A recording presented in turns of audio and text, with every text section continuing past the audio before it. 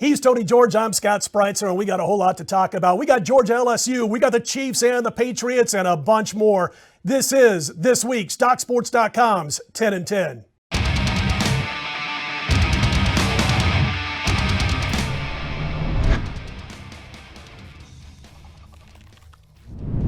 All right, let's kick things off in the house that Jerry built. Big 12 championship between the Baylor Bears and the Oklahoma Sooners. Sooners laying 8.5 to 9 here, Tony. It is a quick revenge game from a few weeks ago for Baylor. Are they going to get it? Well, I'll tell you what, we're going to talk about this on this week's marquee matchup, but bear in mind that Baylor blew a 25-point lead in Waco, Scott, in that game to lose in the waning moments. This is a big one down in Jerry World. Be sure and tune into the marquee matchup. We'll break it down for you piece by piece. And let's switch gears to the Mountain West Conference. A surprising team here, Scott. Hawaii makes a trip to Boise State, playing on the blue carpet here. Boise State, a 2-touchdown favorite, -14. They're expecting some scoring at 64 points. Listen, last week's game was all you need to know about Nick Rolovich, the head coach for Hawaii, who, by the way, is being mentioned for some other jobs on the mainland, including here in Las Vegas at UNLV. But here's what he did last week. A couple of weeks ago, they knock off San Diego State on the islands. They get a shot because of that win to play in the Mountain West Conference Championship game.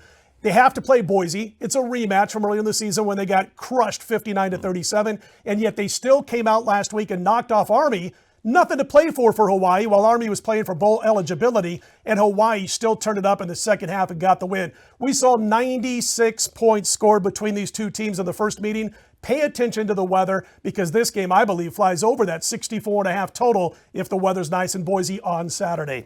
We're going to talk a little ACC now. Virginia taking on Clemson. Clemson laying 28.5, Tony, and the big thing about this one to me, did Virginia play their game of the year last week when they beat Virginia Tech? Well, they sure did. And, of course, I was on Virginia Tech, one of my only losses of the weekend in college football. But nonetheless, I will tell you something right now. If you take a look at the power rating number between these two teams, I still have 34 points separating them in a championship game, and you got them catching 28.5. Interesting comments by Dabo Swinney. He said if they were to lose to South Carolina, they'd have dropped him out of the top 20. Sure. He was referring that to the game against Georgia when Georgia got beat by South Carolina, because they don't want us around. I think Clemson will come in here very motivated, Scott, and that 28.5 points probably doesn't scare me. Well, they've been beating people by 35 a game or what have you. So we're going to switch gears. The big one, obviously, Scott, this week, LSU taking on Georgia in the SEC Championship in Atlanta. LSU installed as a 7-point favorite.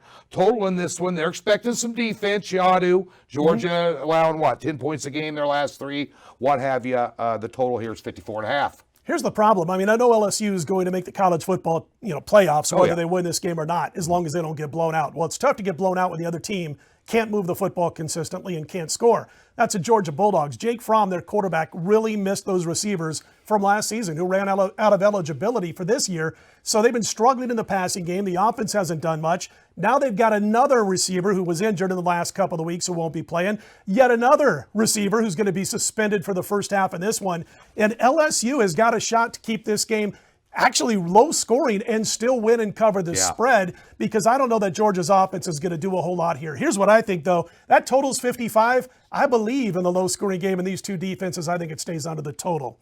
Let's head to the NFL. Boy, how about those Baltimore Ravens and Lamar Jackson? Ravens laying 5.5, total 43.5 at Buffalo. Real quick note on this one, a whole lot of tickets coming in on the Bills, Tony. They've gone from 7 down to 5.5.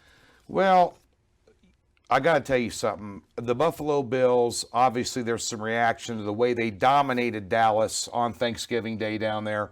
They're a 9-3 football team, folks. And the one thing about the Buffalo Bills, Scott, and I think we've talked about this during the year on the 10 and 10, they're not great at really anything, but they're good at everything. Offensively, defensively, special teams. They're extremely well coached. All that being said, if you think that the Baltimore Ravens are going to have a hangover after playing the 49ers in a big marquee game last week, think again. They're still a touchdown better, in my opinion. This will be my free pick. I will fade all the money in Las Vegas, and I will take the best team in the NFL. I like them there at laying 5.5. I think they're a touchdown better. Let's switch gears, Scott, and go to the team we just mentioned, the 49ers and the Saints. Saints at home, laying 3. 49ers, back-to-back roadies here, Scott. Total seems a little short to me at 44. Your thoughts? Oh, it was a real tough physical game that they've got to get over. Talking about the Niners last week against Baltimore, losing in the closing minutes of that game. As far as New Orleans, they've had a little bit of extra time to prepare for this contest. Listen, I grew up in the Midwest. My mama told me a couple of things. She said, don't grow up to be a cowboy. Don't stand in front of freight trains. Don't jump in front of a team that's covered 8 of the last 10 games when they got Drew Brees at quarterback and they're at home, or it went something like that, Tony. I think New Orleans gets the better of San Francisco here. They've got Kamara coming out of the backfield. He can run. He can catch as well as any running back in the game right now, and they got the defense, I think, that can slow down what San Francisco wants to do offensively. Love you, San Francisco, but I think New Orleans gets you here. Colts at the Bucs. Interesting game. Tampa Bay laying 3, 47.5. Tony, we saw 2 things happen last week for the first time this season by the 2 quarterbacks that are featured in this game. You had Jacoby Brissett actually make costly mistakes. He hasn't done that all year. And then you had Jameis Winston play 4 quarters and not throw an interception. What do you think about this week? And he threw 2 interceptions the week before, and they still blew out Atlanta. I can't. I tell you one thing about Tampa Bay, Scott. I will tell you this: they are playing hard for Bruce Arians. There is absolutely no doubt about it. I was sold on the Colts, and you and I were kind of bragging about them earlier this year, all the way up until Brissett got hurt. They put Hoyer in. They've been inconsistent since Brissett comes back here. I haven't seen enough out of them here. I think the Bucs should be favored in this ball game. And by the way, the Bucs have been an over machine. And the total in this thing is 48. You might want to take a look at that. Here we go, Scott. This is going to be one of our marquee matchups here. It is the marquee matchup of the weekend, especially for a Chiefs fan. That would be Kansas City taking on the Patriots. Early line here, Scott. Patriots 3, total 49. Should be noted, though, the last 3 times these 2 played in the last 3 years, is they've all 3 went over. Well, yeah, last year in October, there were, 85 points scored in that meeting. In the playoffs, New England got KC again. There were 68 points scored in that game. This is our marquee matchup, so tune in to that NFL marquee video. We'll talk a little bit more about it. Is that 49 a first half line? Yeah, and it's dropped a little bit down to 48. KC got outgained last week by over 100 yards by Oakland, and Mahomes goes 15 for 29, but they still blew him off the field 40-9. Titans at the Raiders. This one about 2.5 or 3. I'm just going to say quickly about this one. If you are wondering if you should be betting games, here's a great gauge. Tennessee is 2.5 in some books. They're 3 in others. If you like Tennessee, do not lay more than 2.5. If you like the Raiders, do not take less than 3. Shop around, Tony. Well, you said it all right there. But the Titans right now, I tell you one thing, they have done a marvelous job since installing Tannehill as quarterback. They have been a different football team. And let's talk about the Raiders. They've given up over 70 points in the last 2 weeks and scored 1 touchdown, and one of those teams was the New York Jets. Just a little fodder, a little something to chew on there, Scott. The Seahawks off a big win on Monday Night Football. Kind of could have went either way on Monday Night Football. They're on the road. The Rams finally came out of their shell. I don't know, be curious to know your thoughts on this. Because of the blowout win last week against an Arizona team that, I'll give it to them, have been in most of the games they played this year, and they have competed well.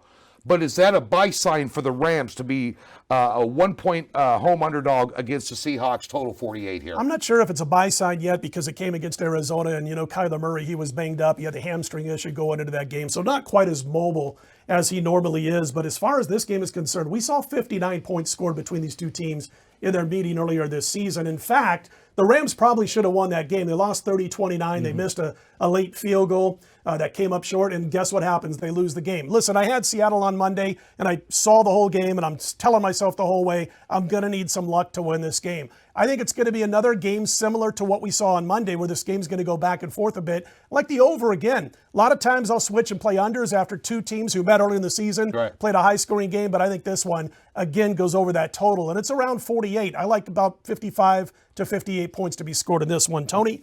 And that... I have one more comment. Oh, you go for it, yeah. In a game like this where it's going to be a tight game, one of the handicaps I use, and I'm just curious to get your feedback real quick here, keep this under 10 minutes, but Do you ever handicap the better quarterback and put a lot of emphasis on that? Because Russell Wilson is head and shoulders above Goff right now. Well, Goff is head and shoulders below a lot of guys right now because he's not a drop back passer. He's a guy who needs the running game to work like it did last week. Give him credit. The running game's got to work so they can play action. He's not a traditional drop back passer. That's been their problem going all the way back to the Super Bowl loss to New England and all season long, except for a couple of spots along the way. So, yeah, if it's Russell Wilson versus Jared Goff, you know where I'm going in this one. That's going to do it for our 10 and 10 this week. Hey, don't forget to check out what we got going on with marquee matchups, college football, NFL. Plus, we're going to give you a really good betting report where all the sharp money is, where all the square money is on the 3 biggest bet games so far this Sunday in the NFL. Stick around. He's Tony George. I'm Scott Speitzer. Let's put him in the win column,